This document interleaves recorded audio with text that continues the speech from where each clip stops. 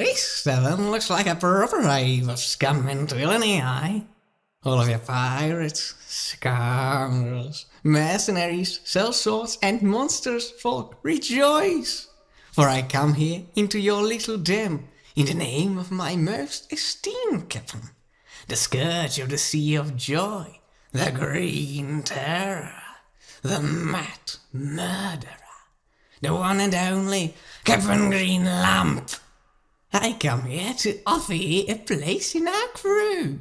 All of you brave enough to accept shall be rewarded with fortune and glory beyond your imaginations. Pillaging, plundering, raiding, and slaying are our routines. We laugh in the face of death and danger, for there is nothing that can stop our captain once he set his sight upon something. But I believe you've already heard of him, haven't you? So there's nothing more to... What did you say? That you haven't heard of my captain? Someone take the fool outside and tell him of the mighty deeds Captain Greenlump had done. What do you mean by no one here has heard of him? And you've heard of the battle of the Crystalline Bay? The arson of Ankarel? Not even the raid of gnomes? What backwards hole have I stepped into this time? Well, since you lot are so uneducated, it looks like it's up to me to enlighten you about the greatest pirate to have ever sailed these seas. Someone bring me a stool and a bottle of rum. Ye there, fiddler! Start fiddling that fiddle of yours, light up the heart, and all of you get around me, for I have tales to tell to you now. So let's start at the beginning, shall we? From what I've heard, our captain was always a little bit of an outcast, even among his own kind, and that's probably the reason he was never part of any goblin tribe or anything. I personally still don't know whether he's a madman or a genius, but I don't care, because he gets us through crap anyway. No one except for his closest mates knew what he's up to before he made a name for himself, but it doesn't really matter, because our first tale is the one that truly made him famous. Or infamous, I should rather say. It is a story of how Captain and his crew of 2 other goblins and 1 kobold managed to steal a mighty military galleon. It happened on a bright and sunny summer day in Joytown. Our captain and his companions were spending their time there for whoever knows what reason, when they noticed a great, magnificent ship docking in the harbour. I said it was a galleon, but that ain't exactly true. It was a strange, gigantic hybrid of a ship over 220 feet long with a beam of about 30 feet. It had 4 huge masts rigged with 4 enormous sails. However, unlike other ships of its kind, it also had 2 banks of oars and quite a shallow depth. So something between a galleon and a galley, one could say. Oh, and I forgot to mention the various ballistae, catapults, and a handful of those new things called cannons it had on board. Our captain knew that stealing such a vessel wouldn't be exactly easy, so he needed the most valuable asset there is. Besides numbers, firepower, magics, and a bunch of other stuff. Information. That's where one of our captain's first and most trusted advisors comes through. A spy like no other, a goblin who turned his greatest weakness into his greatest asset, Boblin the Goblin. A small and inconspicuous rogue, born with a hideous deformity rare in our kind, one that the humists call a cute and lovable face. For some reason the so-called sophisticated races find him trustworthy and often allow him their greatest secret without much coercion. That's why he was assigned to infiltrate the ship, to find out more about the crew, where they drink, what they do when they sleep, and most importantly, if any one of them could be persuaded into joining our captain's crew instead. The cunning mastermind, that is Boblin, managed to do so without much effort, and quickly became a relished part of the crew. But none of them knew of the intricate web of lies and trickery he was spinning to prepare them for the next phase in Captain Greenlump's great plan. Whilst Goblin was doing his scheming and spying, our captain was using his wits and knowledge of the Joytown underworld to find himself some new additions to the crew. Stealing a ship is nice and all, but it wouldn't be of much use without some proper sailors to sail her. After scrounging through a number of rotten and shifty taverns, Captain found himself in a nice, sizable company of races that were commonly despised by others. Persuading them was no hard task, as most of them were piss-poor and bloody angry, mostly thanks to the fact that no decent establishment would hire them, and everyone was always looking down on them. But while the old goblin saying, "Strength in numbers," is sacred, numbers alone wouldn't do here. Our captain needed some brute muscles as well. Unfortunately, the strong, brutish races usually look down on us goblins as well, and our captain was mostly unsuccessful in persuading them. Most useful to his endeavour would be minotaurs, strong as bulls, and phenomenal sailors. But our kinds don't really see eye to eye with their honour, idiocracy and all. He managed to convince about half of the orcs in Joytown, which means 2. But it still cost him a nice bit of begging and grovelling. He exquisitely gambled with a dark dwarf and swindled him out of a stone golem. Mind you, the dwarf was long gone when our captain realized he forgot to ask for the command word. But I think he has it in his cabin up to this day, and a fine piece of statuary it is. Our cousins the trolls would have been excellent, but apparently there never was a single troll in Joytown, possibly because they do not really understand sea travel. After a long search, it seems that the only other option remained ogres. They are strong and brutish, that be true, but we goblins like a little bit of subtlety, and while the other strong races can at least grasp the meaning of the word, ogres usually respond to subtlety with smash, smash, smash, so our captain didn't really want to hire them. But he had no choice. He heard that there was a group of about 24 ogres in town that were looking for a way to legally smash some humans to bits. Once our captain approached their leader, he noticed that they were at least a little bit more civilized and intelligent than most others of their race, which was a good sign. The bad part was that they were trying their best to be respectable members of society, to battle the so-called race prejudice. Mind you, they were as bloodthirsty and brutish as all other members of their kind. They just wanted to break bones under the banner of civilization. They wanted organized blood games, arena fights to the death, and other legal ways how to kill people. They usually worked as bouncers, debt collectors, and bodyguards, but they created this small community of theirs because that's what the proper races do. Once our captain found this out, he realized what had to be done. He had to convince those ogres that stealing a private military vessel, killing the people on it, and using it to do acts of piracy was not forbidden by the law. Fortunately for us, goblins are the best lawyers in the business, and from what I've heard, this wasn't the hardest case, due to a few key points. Firstly, the plutocratic Joytown laws were made to make the rich get richer and more powerful. Anything not regarding money was deliberately left with as many loopholes as possible, so the rich can do whatever they want. Secondly, our captain is and was a masterful forger. Thirdly, no matter how civilized, ogres are not the brightest. And lastly, everyone believes what they want to believe. And if someone wants to believe that human skulls need smashing to bits, then it isn't hard to convince them, is it?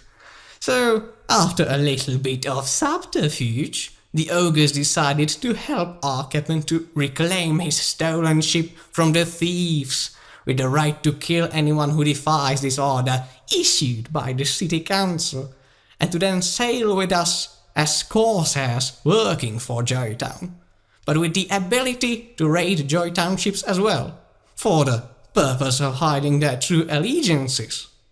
Now that our captain had both crew and information, it was time for the final phase of the plan. With most of the pieces fallen into place, it was time to begin the final phase of the plan. Captain decided to wait until nightfall, when most of the ship's crew members were enjoying their shore leave in various drinking holes, and the ones who had remained on the ship were tired and unassuming. It probably also didn't help that Goblin added a little bit of a special goblin seasoning, provided and brewed by the captain's right-hand man, the powerful shaman, some call the Stormcaller. Others know him as the Magnificent Gobbo.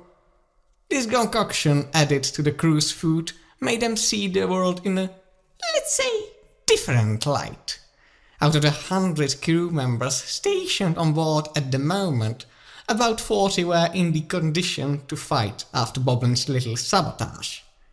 Overtaking the ship now wasn't a problem.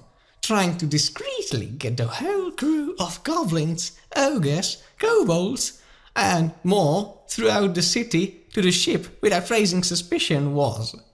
Our captain knew that sneaking wasn't an option and would only alert everyone nearby that something nefarious was going on, so a distraction was in order.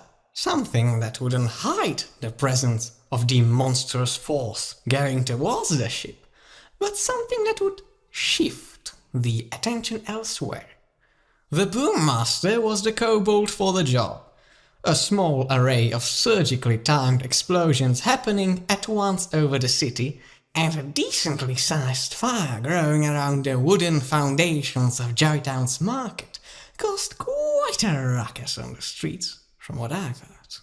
People did notice the small army marching through the city, but that in their minds was a problem for later.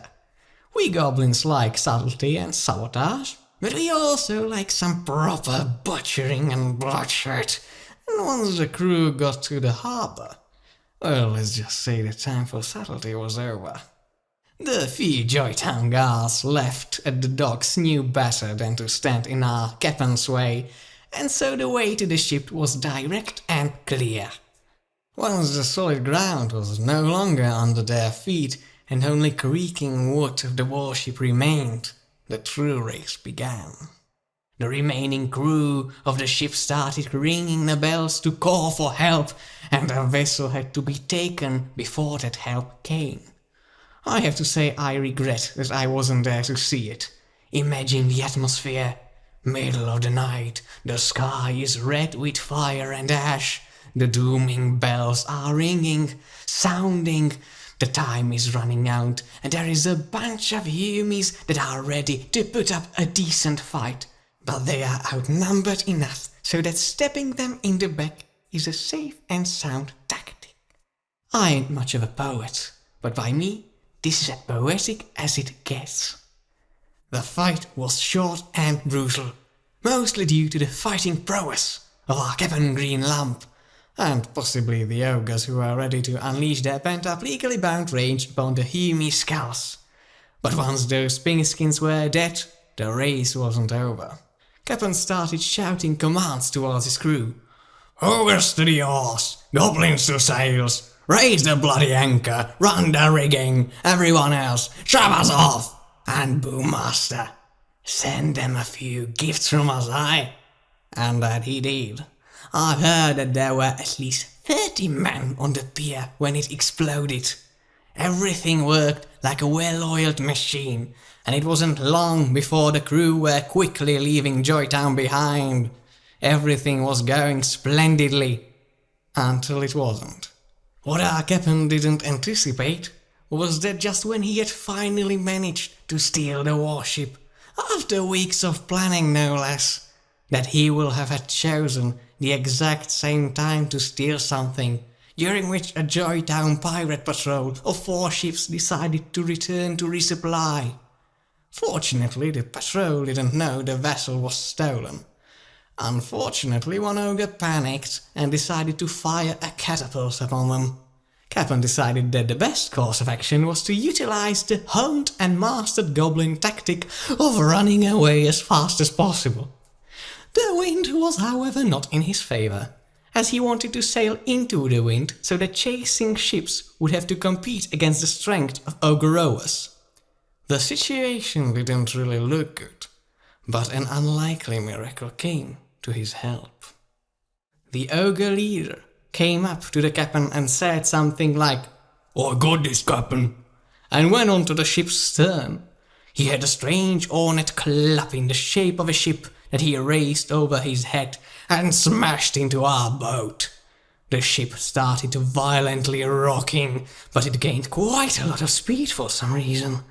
Captain looked behind to see what the hell happened, and he saw that the pursuing ships were somehow shoved off course, and one of them was quite badly damaged. And since humans and other similar races are usually so soft-hearted, all the ships stopped pursuing to help that one ship from sinking. When later asked about what he did, the ogre leader simply said, "Big whale." Now this was the story of how my captain got his famous vessel, and how he is the most cunning and clever goblin there is. Not as charming as me, of course. So what say you?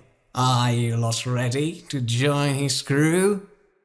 You need to hear more, you say? I understand. Most of you probably think you are not worthy enough for our group. After all, we are an experienced group of cutthroats and pirates, and survival in our crew requires a certain set of skills. But don't worry, you learn them. If you live long enough, and if you don't, well, then it won't really bother you, will it? You either adapt or you die. Our captain surrounds himself with only the best. That's something I call his greatest strength. Most goblin leaders are paranoid and usually only surround themselves with bootlickers and cowards who are weaker and less ambitious than them, and tries to keep them in check by fear and force. Our captain is different. He doesn't have these delusions of grandeur. He knows that without his crew and companions, he's but a goblin.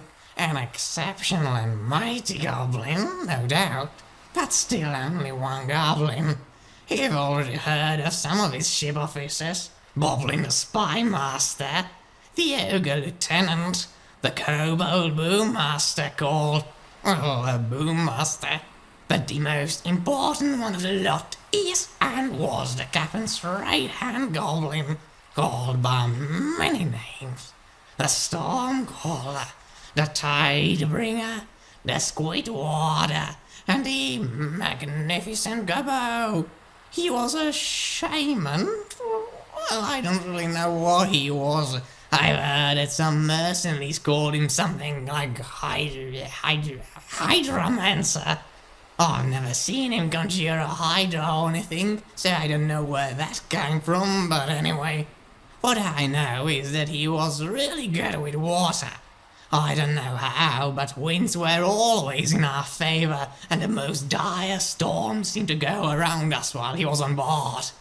I would even dare to say he was almost as essential to the crew as our captain was. His absence is probably the reason things aren't going that well these days.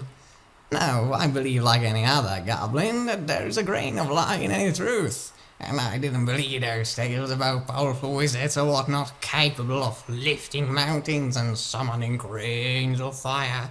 But I believed my own eyes, and it was with them that I saw what this goblin was capable of.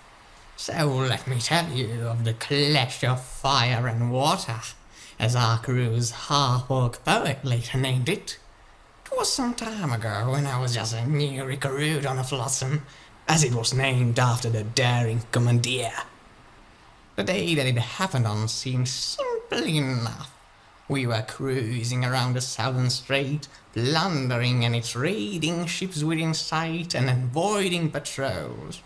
We didn't really have any large haul for quite some time, with a decent halfling merchant brig carrying carrots and turnips being the biggest. We were yearning for something valuable, some nice unprotected cog carrying jewelry or gold. To our fortune, or misfortune considering further events, that's exactly what appeared on the horizon. A large cog with a single mast and a single brightly red sail. Joyful commotion started on the flotsam as we started to make our way towards that seemingly merchant ship. As we approached, we realized two things. It was better defended than most other merchant ships, and it looked even more valuable than we initially thought. The wood it was made from looked exotic and dark, and many parts of the ships were gilded. This seems too good to be true, I said to myself at the time, and before I realized it, I noticed the magnificent Gobbo was standing next to me, looking at the merchant ship with a brooding face.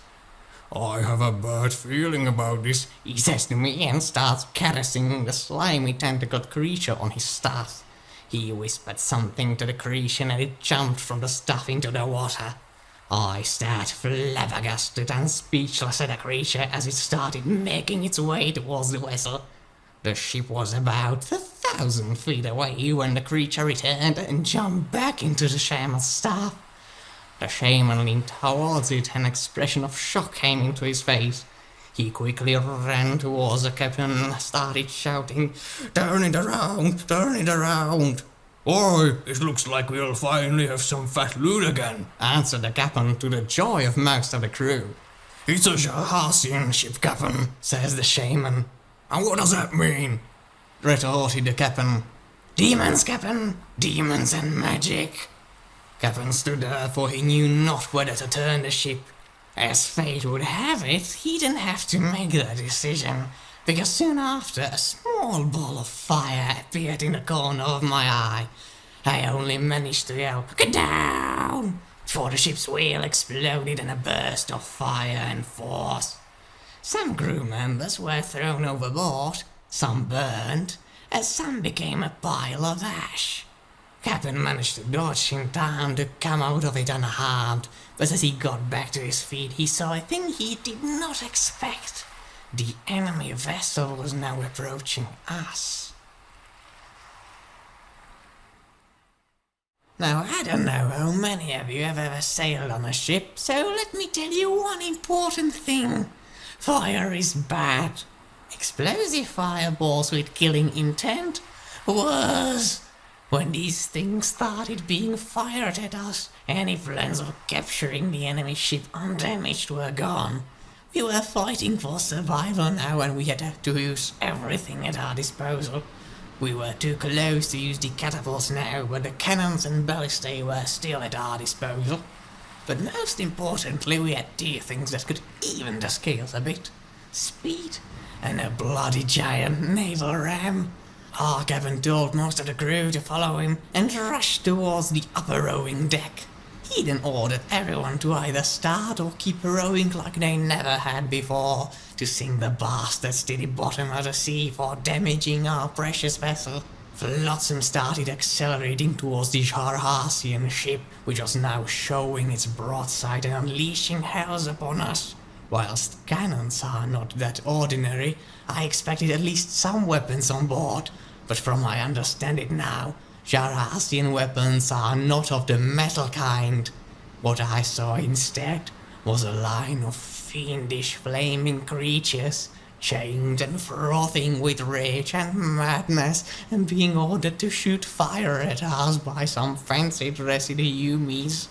What was, however, maybe more terrifying was the array of beautiful female goblins with wings flying towards our ship. I am not the one to resist temptation, but I've heard stories of creatures that made good sailors lose their minds with lust and jump overboard. These creatures seems like the ones to do those kind of things. But now was not the time to look around. The enemy ship was changing its course so it could dodge our ramming, and I would have none of that happen on my watch. I alone couldn't do anything about it, but I knew of someone who could. The Stormcaller was running around the deck, creating sprays of water and small rains to quell the ongoing fires on the ship, and seemed too busy to notice the flying creatures and turning ship. I ran towards him, dodging one explosion after another, making my way across the maze of blaze happening around until I got to him. "We have to stop them, they're turning their ship around." "Oh, they know," answered the shaman. He then quickly made his way towards the stern, and I followed suit. On his way, he quickly gestured towards a few other crewmen that remained on the deck to follow him. "I need to concentrate on this. You six, protect me from those rotten fiends." He then raised his hands in the air, and I could see his body tense up and exert itself, almost as if he was trying to hold a heavy, invisible thing about himself. I didn't know what a shaman could do here, but I hoped he would be capable of stopping the ship. After some moments of nothing happening, I almost said, I knew not to believe those charades of wizards and magic, but then I realized that the enemy ship was turning no more, and it wasn't for the lack of trying. Oh, it was trying to turn all right, but then I noticed the giant hands of water emerging from the deeps and holding the ship in place. Shiver me timbers and call me a gnome. I was a believer now. But the fun was not yet over. We still had those pigeons to take care of. Our chosen group of 6 goblins were tasked with protecting the shaman, thus shooting these winged fiends down. Unfortunately, only 2 of us had short bows on our hands. Fortunately, the bow was equipped with a few alternatives. There was a bigger ballista used mainly against ships on a raised platform in the middle of a bow, but that one was cumbersome and slow to reload. But in addition to that, there were also 2 smaller scorpions on the railing. The 4 of us without bows decided to turn into pairs, and we managed these overgrown crossbows and started shooting like our lives depended on it. Up to this day, I still don't know how we did it, but we managed to send at least a dozen of these sparrows to the depths before they reached our ship. But some still did. The 2 of these winged goblin ladies landed near us and exposed their long claws and fangs to us. Looking at them, I suddenly felt the urge to help them, to kill my companions near me. Now, I usually don't refuse a beautiful lass, but this didn't seem like the proper time. I realized what was happening, and I knew I had to do something to clear out my mind. I smacked my head upon the railing as hard as I could, and the pain sure made me cool down. I was afraid that my friend near me was having similar problems, so I did him the favor and smacked his head as well. We both drew our scimitars and charged at the lady nearer to us. They seemed taken off by our conviction, as not one of us 6 was beguiled by those wretched harlots. I could see fear in their eyes as we charged at them, and they tried to take to the skies once again. Upon trying to do so, however, the flesh around the chains their bodies were wrapped with started sizzling and burning. The chain started glowing with red and blue light, and seemed to put the demons into massive agony. Now I understand that they probably defied the orders of their Jarhasian masters, and that's why the chains did what they did. But at the time I was glad that I had an easier time cutting their heads off. I was blind with bloodlust and triumph that I didn't see that others on the deck weren't as successful in getting rid of these bloody seductresses. Our men were fighting against each other and against the clawed harpies, and they were losing. There were about 20 more of these demons on board, and they were quickly cutting their way through our crew, and they were quickly getting closer to us. We were lucky that we managed to defeat the 2 of them when I saw how they could dismember an orc in seconds with those razor-like claws of theirs. We were tasked with protecting the Stormcaller, and that's what we were going to do. It was our final hope, but in the midst of being slaughtered, a sudden impact hit us and nearly threw us to the ground. The impact was accompanied by a painful creaking of wood, and by shouts of terror from behind. Our ram had finally found its target, and with that, all of our powers were free to join the battle. And join it they did. They arrived like a tidal storm upon the main deck, crushing the damned chickens against their feet. But we weren't the only ones waiting for a proper fight. The chained and bound hellish creatures and their masters were preparing themselves for the bloodshed too, and they began boarding our ship as well. The proper battle was about to start. I know that when talking loyalty, goblins are usually not the ones to judge, but let me tell you something. We are resourceful and we like to live. We are no less loyal than any of you lot. One cannot really be loyal anymore if he's dead. And if our lives are put in severe danger because of our loyalty, then disloyalty is the only option to secure potential future loyalty. Demons, on the other hand, well, they have it the other way around, which is why it was such a treat to see them turn upon their masters in battle. As we were cutting down one Jarhasian after another, the binds that held their demon slaves obedient began to break, and oh, break they did. They didn't become any less dangerous to us, mind you, but there was something deeply satisfying in seeing our enemies burn from the same fires that plagued us just moments ago. The fight was going on in our favor now, but was still far from being won. We few who were protecting the Stormcaller continued to do so as he started to summon a mighty storm to aid us in our battle and to quench the fires that would harm our ship. It took all his effort to maintain it, however, and that's why we wouldn't allow any foe to get near him. We took care of the few dark-skinned humans that dared to try to get to our shaman, but our job, whilst very important, wasn't that difficult. The slave masters usually kept their pets by their side to defend them, and once those masters died, those pets didn't really care for strategy. This was not a battle for them to win, but to enjoy. There was, however, one slight problem in our safe strategy. The storm that our shaman created caused quite a dribble to appear, and it would seem that demons are not what you would call water creatures. One such demon in particular decided that getting rid of this annoying rain would be preferable to dismembering nearby mortals. And he was unfortunately intelligent enough to understand what Stormcaller was doing. How do demons even look, you might ask? Well, I don't know. Those I have seen differed vastly, and while there surely is something that makes... What I know is what this one looked like.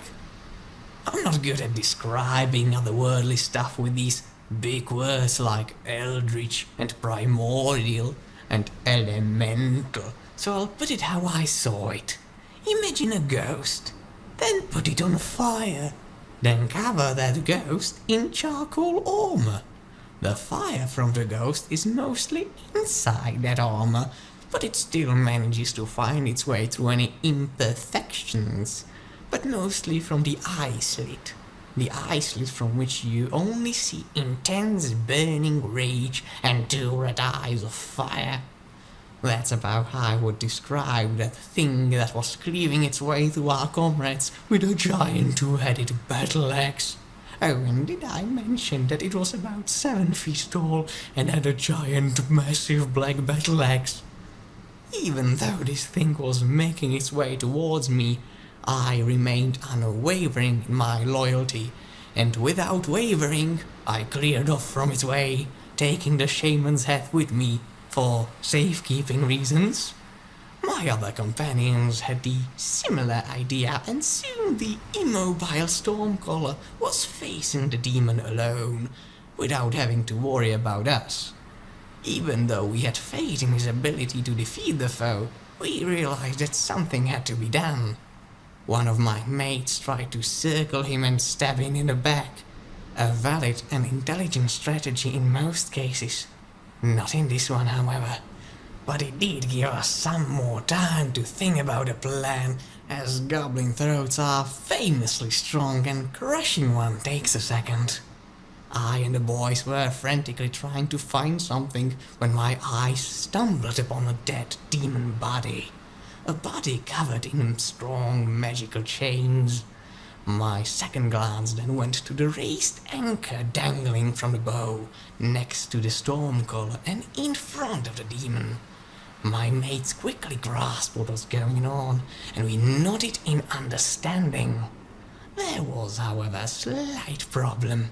We needed someone to grab the demon's attention, and no one wanted to volunteer. Loyalty is a funny thing, isn't it?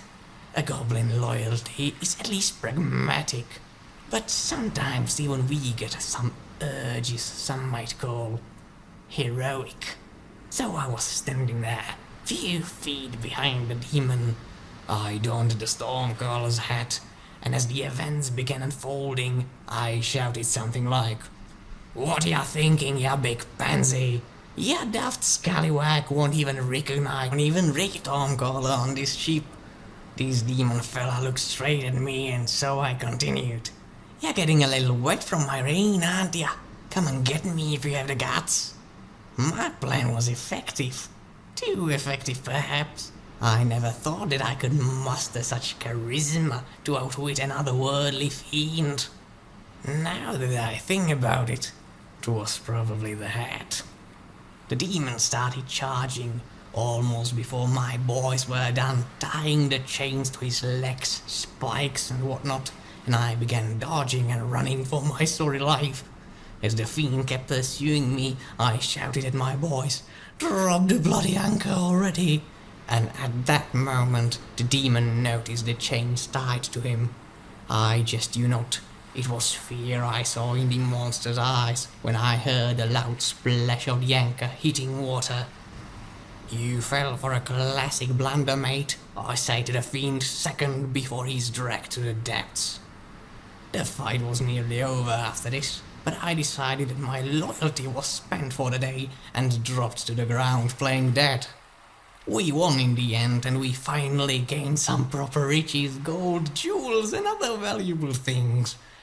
I got my share of plunder and I was satisfied with the loot, but that wasn't the end to it all. You see, I don't want to brag, but after the battle, I was approached by Stormcaller and the captain himself. I was commended for my brilliance and combat prowess, and I was made officer.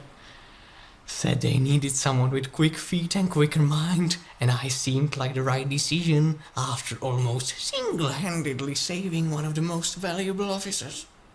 And as you all can see, being an officer has one very important advantage. I got to keep the Stormcaller's hat. Now bring me another round. My throat is sore and I need something before I tell about the time we found an old and forgotten dragon temple. Treasure? Do you look like treasure? It would certainly seem so. And do you know who always was the best at hoarding treasure? No, not dwarves, you idiots. No, stop it with that bourgeoisie thing already. What even are leprechauns? It's dragons. Stop it. It's dragons. I thought you'd get that, since I mentioned a dragon temple just moments earlier. But, well, let's just forget this ever happened and skip to the story, shall we? It was maybe a year since I became officer that we captured a smuggler vessel and were just about to throw the survivors overboard when the ship's captain told us something our pointy ears wanted to hear. He was an old dwarf and he seemed to know his way around the continent. He said that he knew of an island halfway between Dragosar and Niginum, covered in dense forests that hid an old dragon structure. Maybe a temple or something, seemingly untouched since the Dragon Wars, over 1,000 years ago. That dwarf would guide us to this temple if we spared him and his crew. I've heard stories such as this from hundreds of men about to die. They all, however, usually rang hollow in the end. But there was something different about this one. Maybe it was the calmness of the dwarf, or the absurd unlikelihood of such a claim, but I think it was the idea of finding a dragon horde. Our captain accepted his offer, stranded the smuggler's crew on a remote island, promising him that he may pick them up if he speaks truly. The voyage was long and burdening, but the promise of dragon gold was filling us with excitement and energy, and morale was at its best. We stayed off pirating for the time being, as we wanted no delays in our venture, and landing somewhere to repair the damage might loosen a few of our crewmen's lips, which was something we really didn't want.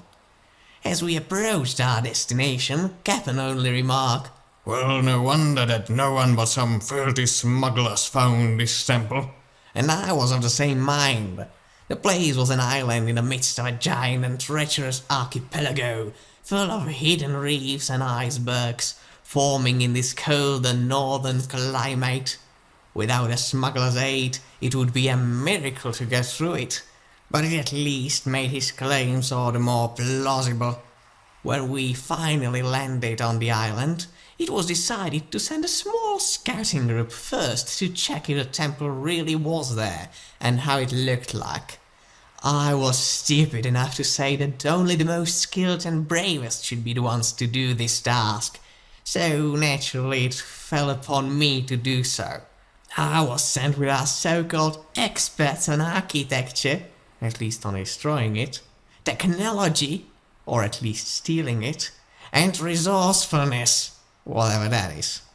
Therefore, I was sent with our boom master and his kobold commando. We were a team of 8, and I had a bunch of insane, suicidal, unstable pyromaniacs, equipped with the latest array of volatile technology, modified with gnomish designs recovered in the latest raid on the town of Gnomsh. We made our way through the ice and snow and thickets and bogs, and before we knew it, the sun was setting on us. We all, of course, see in the dark. Unfortunately, someone forgot to tell that to the ice wolves. They didn't even really try to hide themselves. They either relied on our lack of vision or on their sheer numbers. It was an overwhelming amount, too much for our small group, whole 3, no 4 winter wolves. Stop laughing, you scum! Have any of you ever seen a winter wolf? The next one of you who laughs will get a knife in the guts, so tread carefully. Anyway, 4 winter wolves. Now I'm no slouch with a scimitar, but fighting these beasts head-on under these conditions would be suicide, and running wasn't an option either.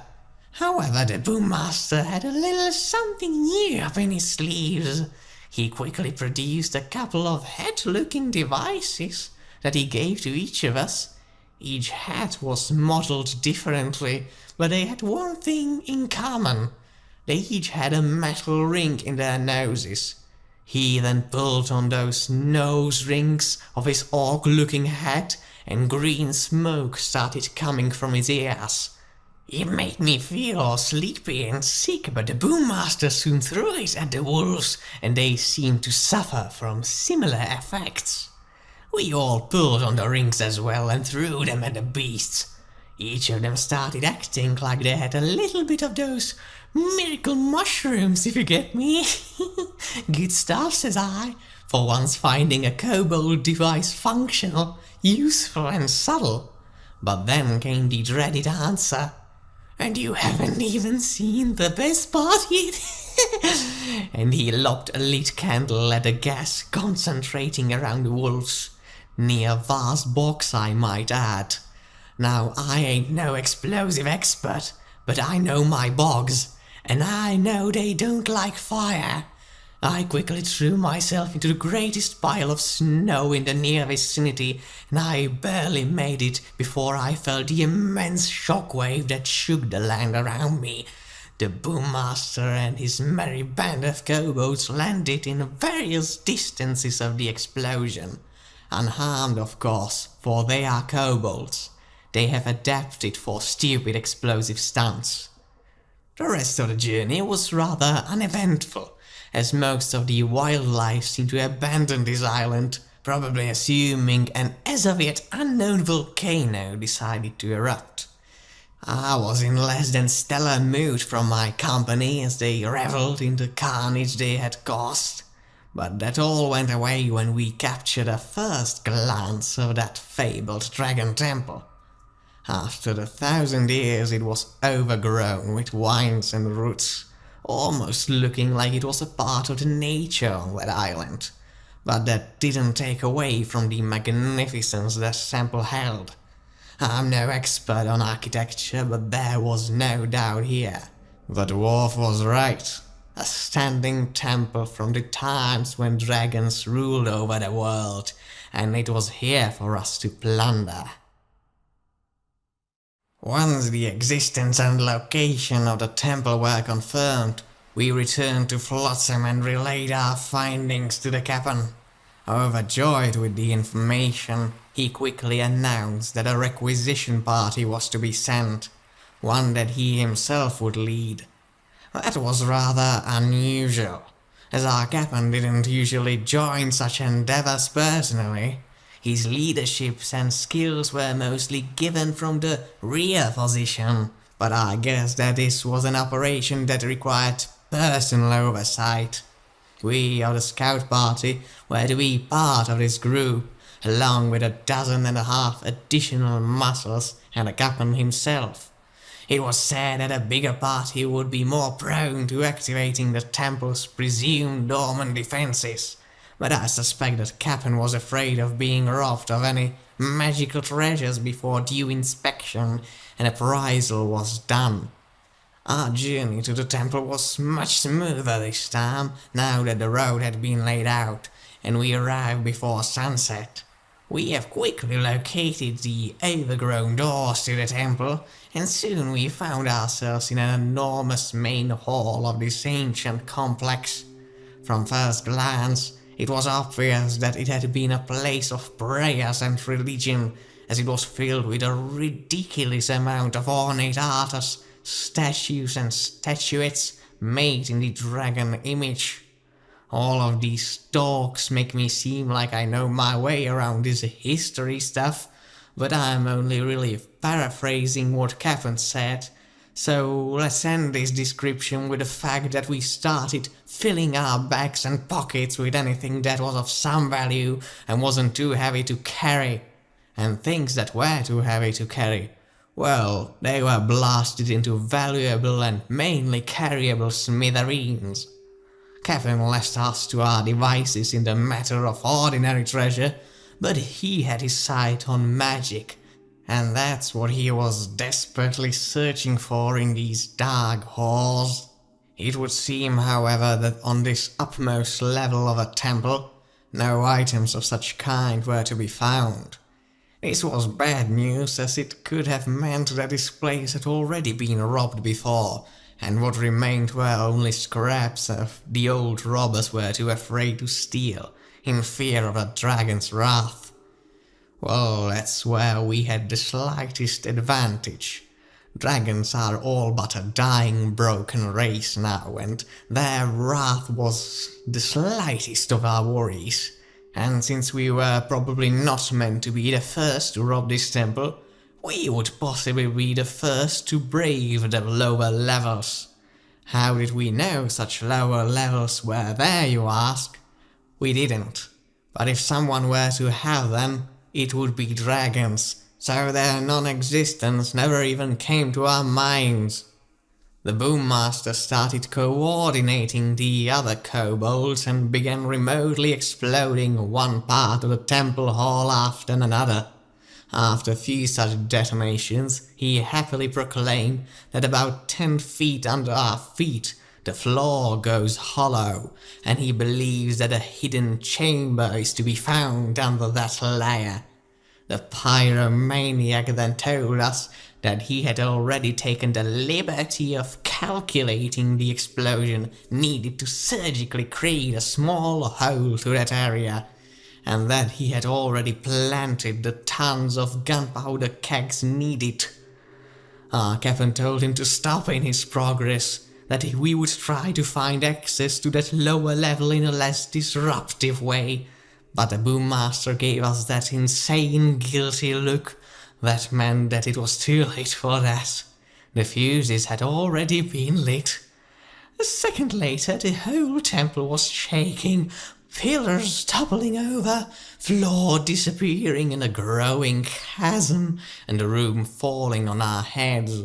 The captain and I tried to claw our way out, but we quickly lost the floor under our feet and began falling towards almost certain doom. The doom, fortunately, wasn't so certain, and wasn't so bad, because it came with a cushioned layer of running water that swiftly swept us away from harm's way.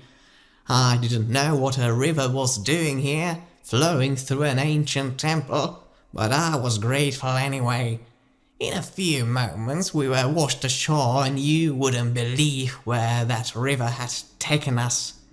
It was a room much like the last one, but this one looked like a proper dragon's nest, filled with heaps of jewelries and coins haphazardly thrown around. Items of magical nature were protruding from these heaps like reefs, and our captain soon began reveling in the spoils. We started filling our water-soaked bags with all this stuff, but we found something that had turned our joy into fear. Under all that gold we had found giant scales and bones, once still connected to something's body. It wasn't moving, however, and upon closer inspection we discovered that under those piles a half-eaten carcass of a dragon was hiding. A carcass that was clutching an egg to its breasts. An egg that was cracked open, empty. A dragon egg whose inhabitant was probably still lurking around. The dragon surely hadn't kept us waiting with its appearance. Just when we uncovered the dead body of its mother, a feral snarl could be heard from above. There, clinging from one of the walls like a bat, the creature was eyeing us with its bloody eyes. It was a pale, pitiful beast, the veins of the beast clearly visible on its albino head, and its stunted, disfigured body hardly resembling the mighty torso of a grown dragon. Were there signs of this curse that doomed the dragon race those thousands years ago? Or was it simply so malnourished and deprived of sun since its birth that it became this thing? I don't know. But even though it was a small and beast-minded specimen, I can tell you one thing. It was still a dragon, and that means it was bloody dangerous. While there was a hunger in its eyes, it was obvious that those eyes were not as good as they should be. Realizing that the dragon was probably as good as blind, all of us froze in our places, and we started sneakily reaching for our weapons. The situation was simple. We wouldn't leave without the treasure, and the dragon wouldn't let us take it without dying. As one of our goblin crew members reached for her bow, she accidentally knocked over a small golden bust lying on the floor. Her futile attempts at stopping the bust from falling only made the resulting sound worse. In a blink of an eye, the dragon tensed up, leapt into the air, and spread its membrane-like wings. Our crew member didn't even have time to scream before she was slashed into bits by the vicious curved talons of the creature, and her body became a feast for the beast. We were stunned by this lethal display, and our conviction began to falter, as no one wanted to be the next to be torn to shreds. At least the dragon was a little bit occupied with devouring the body, and we could make a little bit of sound. But what was one supposed to do in such a situation? I know that I've already told you of some truly dire, inescapable situations, but there was always something one goblin like me could do. But not here. I couldn't escape, I couldn't fight because that would be suicide, and I couldn't stay and wait for the dragon to find me sooner or later. I have to admit that I was on my brink when I thought that surviving would be a miracle, and that's the only reason why I can say the following sentence without any damn regrets. Who would have thought that out of all people, we would be saved by the bloody Boom Master? I jest you not, 'tis true, I swear on me tricorn. When the dragon was preoccupied, the Boom Master started taking something from his bottomless bag of explosives. I didn't know what this big phallic metal object the size of the kobold's body was, but knowing the Boom Master, I could guess. What I couldn't guess, however, was the reason why that madman was strapping the thing up to his back and lit it under himself, yelling, "Raise this, you scaly bastard!" Upon hearing the voice and the sound of the burning fuse, the dragon looked at the kobold and quickly darted towards him. A heroic sacrifice, I thought. A noble deed indeed. But that notion didn't stay long, for sacrifice usually involves dying, not a crazed kobold flying, outmaneuvering, and evading a dragon on a giant, unstable, smoking explosive device, which is clearly what had happened. I couldn't believe my eyes, and neither would the dragon if his eyes worked. The crazed fool was cackling like a madman and was throwing one bomb after another at the beast. They didn't injure it much, but they sure made it angry. So much so that the dragon increased its speed and was about to swallow both the rocket and the deluded fool of a kobold. To my surprise, the Boom Master was more cunning than I gave him credit for at the time, and simply cut off the straps tying him to the device, making him fall before being devoured.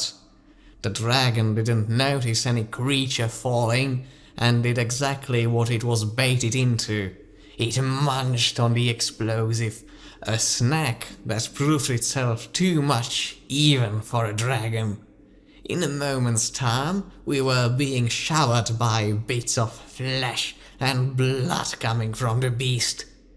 This is the tale of how we faced the dragon's wrath, and we came out of it richer and stronger.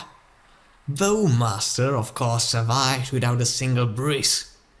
We took everything we could find here into our magical bags, and we made our slow way back to surface and then to flotsam. What's to take from this tale, you say? Well, few things.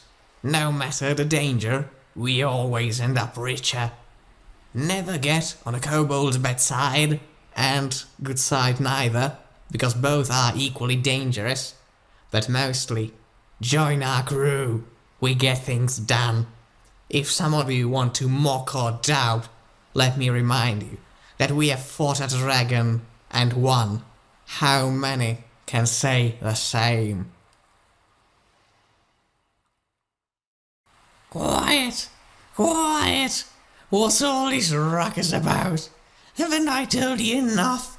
All of these supreme tales from an exquisite storyteller, and still you complain? What? What are you on about? Spit it out! Oh, I see. You think that from a spiel about Captain Greenlump, you've heard very little about Captain Greenlump. Well, I didn't want to take much from the mystery he so cherishes about his being, And after all, I think that the tales of loyalty and motivation he inspires are more than enough to make a picture of this dastardly pirate. But if you insist, alright then, I will tell you of the dire events that led us to where we are now, to this very tavern, to this very recruitment. You see, the last few months have been rough, bringing only misfortune and despair to our ranks.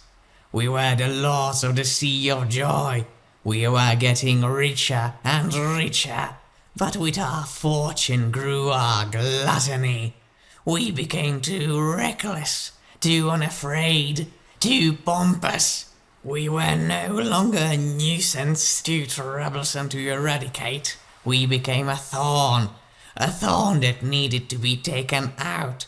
And many of the powers we had wronged decided to make our lives a living hell. Every trade ship could be a trap to catch us in. Every fence a traitor to sell us for the highest bargain. Every safe port a lair of our enemies. Our losses became dire. Every operation a hair away from disaster. Many crew members died or went into hiding in these days, and our future was uncertain. Then came the fateful day. We returned to one of our hideouts on a small remote jungle island, unaware that its location had been discovered by our foes.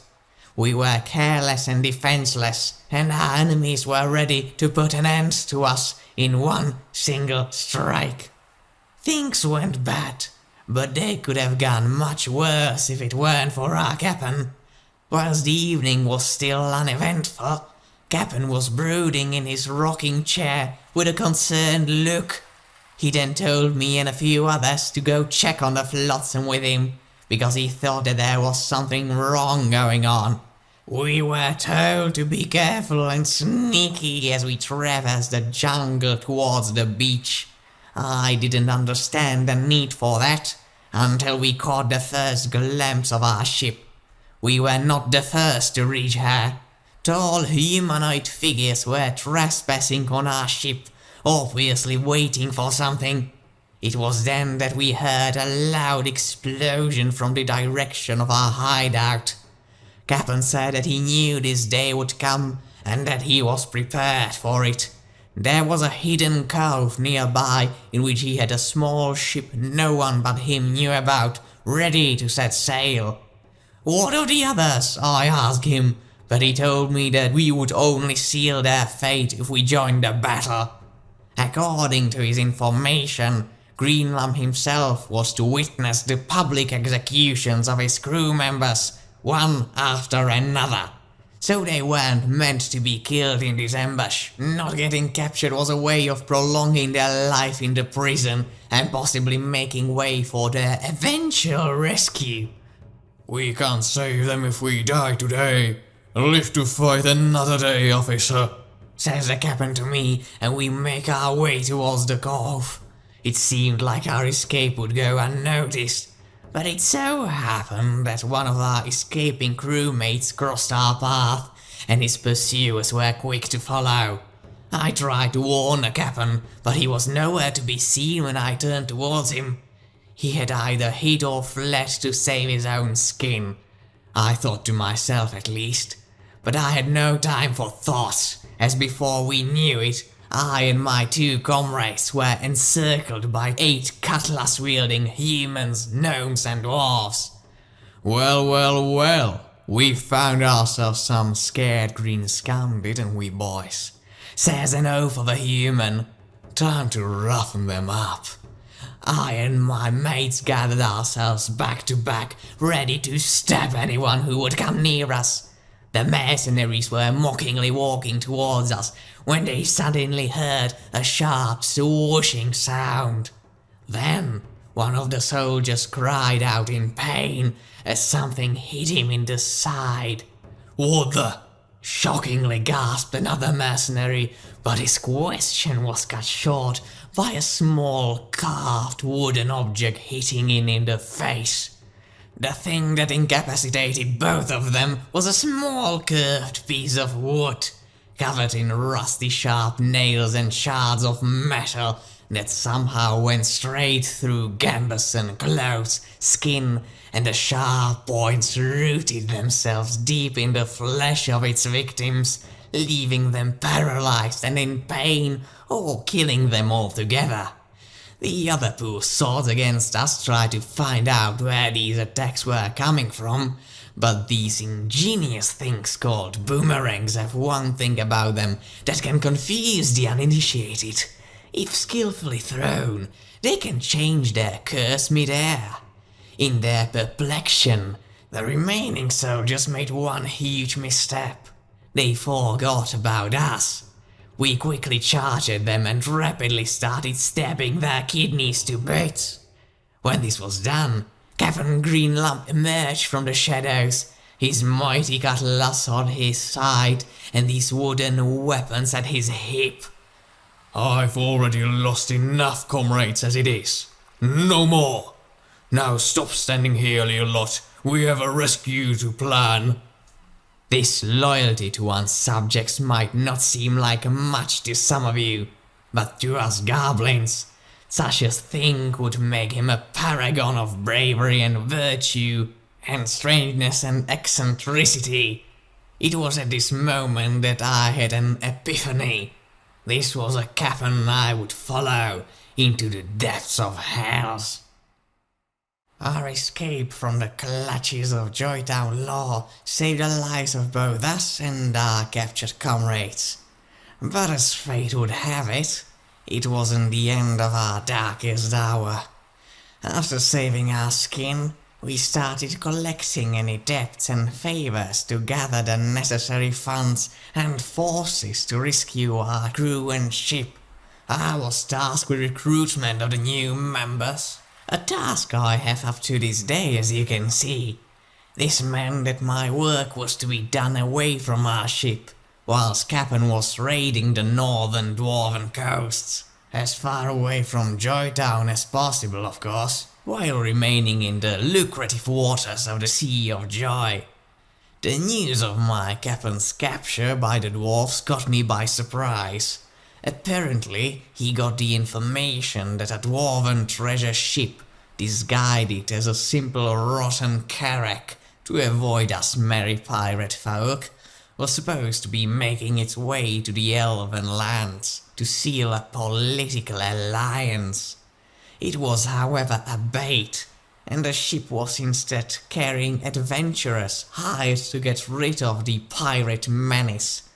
Our captain was captured and taken to the dwarven port of Grindrak, where he was mutilated, tortured, and was later supposed to be given to the Joytown authorities to do with as they please. Upon hearing these news, I immediately embarked to Grindrak with utmost haste to rescue my captain from the rotten dwarven claws. In my outrage, however, I forgot that goblins are not really welcome in dwarven lands. And by not welcome, I mean not tolerated. And by not tolerated, I mean killed upon sight. Fortunately for me, I also forgot that my muck was enriching the walls of many ports with a nice hefty bounty underneath. A bounty much larger if captured alive. However, certainly not as huge as Captain's. One could build several castles for the sum they offered for him. At least the first phase of my rescue plan, finding my way into prison and finding our captain there, went splendidly.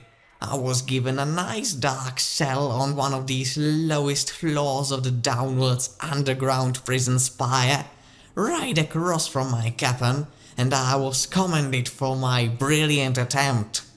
As I was sitting there, waiting for the Joytown envoy to arrive and take us to our execution, I realized that Captain didn't seem a little tad worried.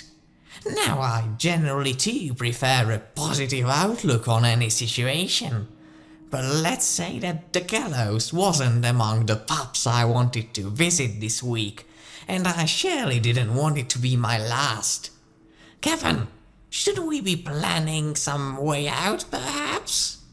No press, but I don't think a noose would suit my olive skin, I said like the charming jester I am, but my captain's reply left me properly flabbergasted, as he only said that he believes in the contrary and that we should just accept our deserved fate.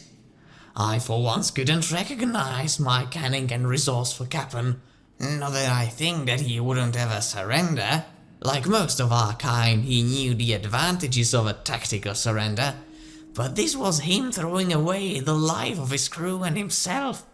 Something fishy was going on here, but there was nothing I could do.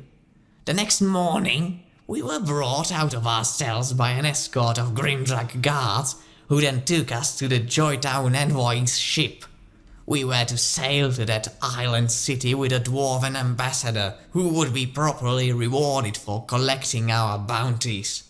The ship was filled with at least 30 Joytown soldiers, and the ambassador had about 8 well-armored bodyguards.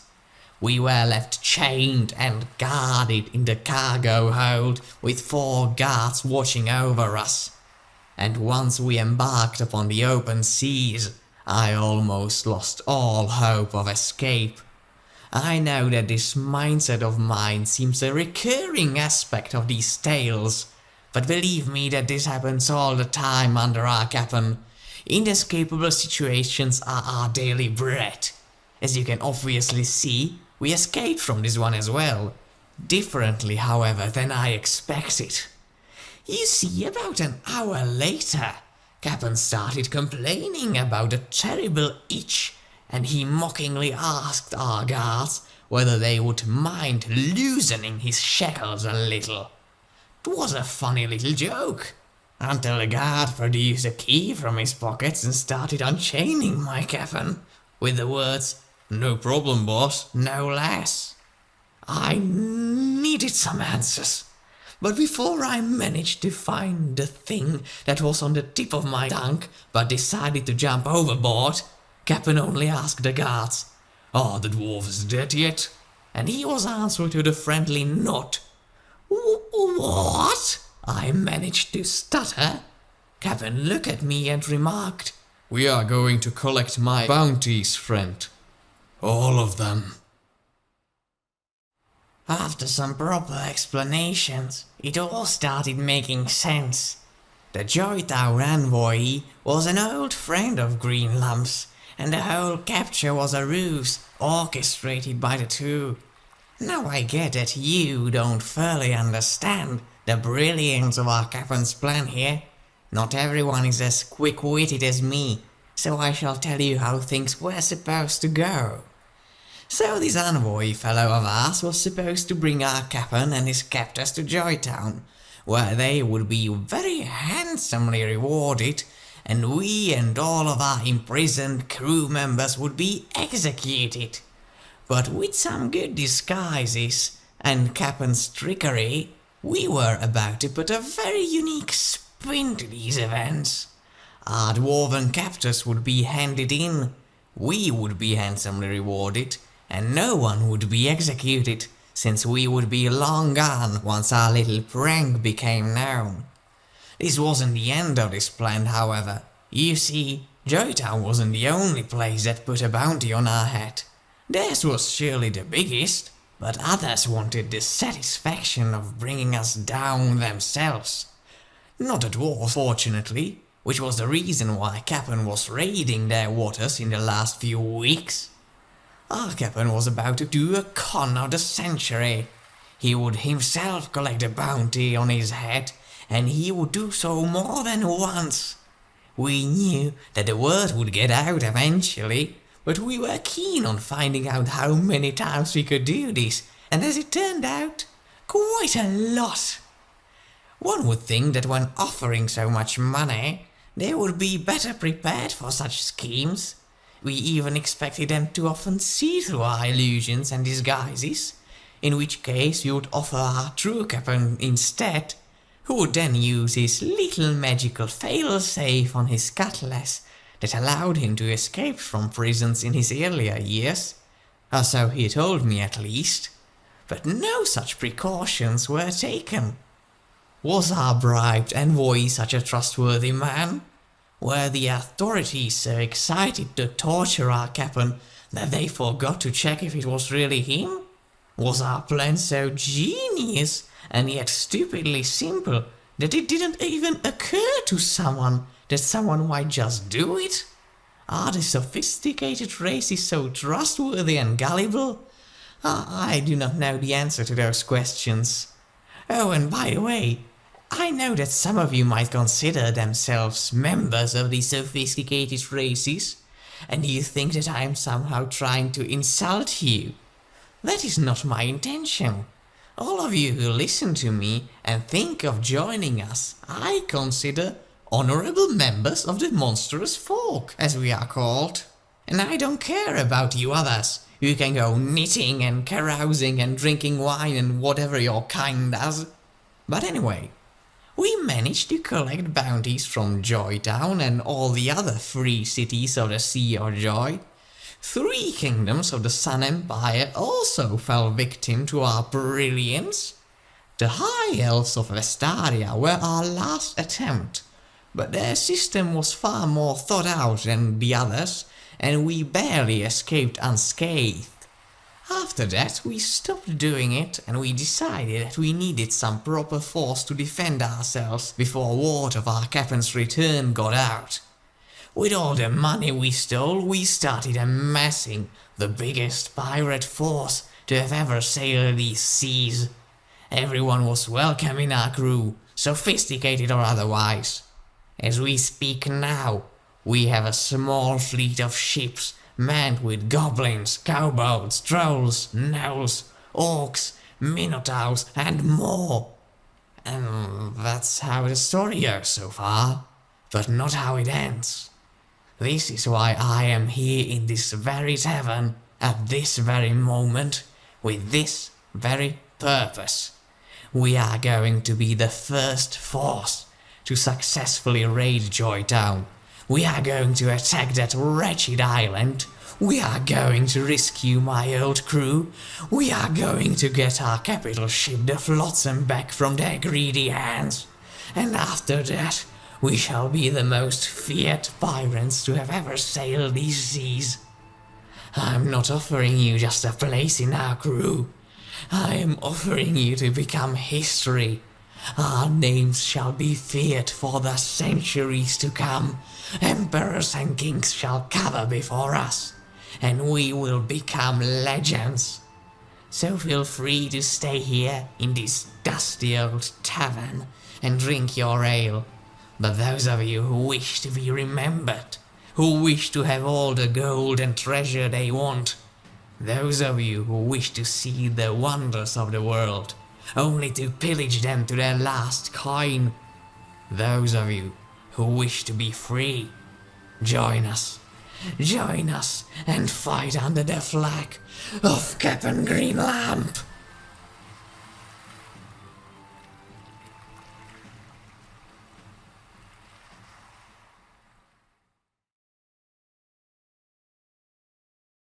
So that's all the story for now. If you like what we do, you can also find us on our website, link in the description, where we post all of our homebrew and other stuff, including collaborations with other various talented people. If you are feeling generous, you can also check out our Patreon, where we give various rewards for monthly subscriptions. To end this with, we would like to give an enormous thanks to all of our patrons. You guys are amazing. So that would truly be everything for now. Thank you all for watching, and we hope you'll be up for another round next time.